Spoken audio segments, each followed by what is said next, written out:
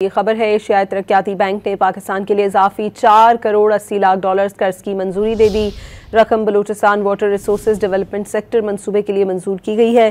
مزید جانتے ہیں ڈان نیوز کے نمائندے طاہر شرانی سے۔ طاہر، کیا اپڈیٹس ہیں؟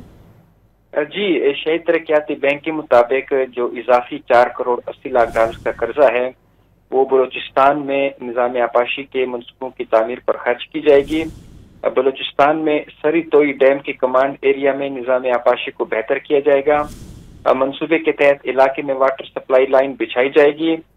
رقم چھوری انفلٹریشن منصوبے پر خرچ کی جائے گی۔ بجٹ کی کمی کی وجہ سے یہ منصوبہ تاخیر کا شکار تھا۔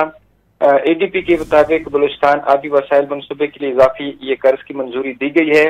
دریائے ذوب میں سری توئی ڈیم میں 36 ملین کیوبک میٹرز پانی کی سٹوریج صلاحیت مہیا ہوگی۔ منصوبے کی تکمیل سے پانی کی دستیابی میں اضافہ ہوگا۔ منصوبے کے تحت اریگیشن نظام کو مزید بہتر بنایا جائے گا۔